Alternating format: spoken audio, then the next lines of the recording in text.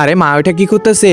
আরে মা তো দেখি ভাত উঠাইতেছে, নিশ্চয় আমাকে ভাত খাওয়াবে। ওরে বাবা তাড়াতাড়ি করে পালাই। এ রাজু তুই কই পালাচ্ছিস? নিচে আয়, ভাত খাবি? না না মা আমি ভাত খাবো না। ভাত খাবি না তো কি খাবি? মা আমি ওই যে ললিপপ খাবো।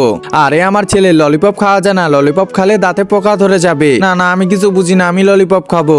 ও আচ্ছা ললিপপ খাবি, দাঁড়া তোকে এখনই এনে দিচ্ছি। এই তো ললিপপ গুলো বের করে ফেললাম, এরপর কাঠিটা বের করে ফেললাম, এরপর ভাতগুলো ললিপপের মধ্যে ঢুকিয়ে দিলাম। এই তো অনেকগুলো ললিপপ হয়ে গেছে, এখন তাড়াতাড়ি গিয়ে রাজুর কাছে যাই। এই যে রাজু দেখ তোর জন্য ললিপপ বানিয়ে আনছি। আচ্ছা দেও মা। আরে এটা আবার কেমন ললিপপ? এটা তো স্বাদ অন্যরকম লাগতেছে, মিষ্টিও লাগতেছে না আবার টকও লাগতেছে না, এটা তো ভাতের মতো লাগতেছে।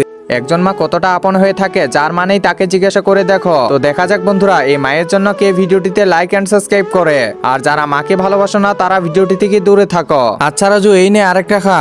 আরে মা আমি খাবো না, এগুলো খাইলে দাঁতে পোকা হবে, পোকা। আরে আমি শিখাইলাম আর আমাকেই এটা ভুল দেখাচ্ছে।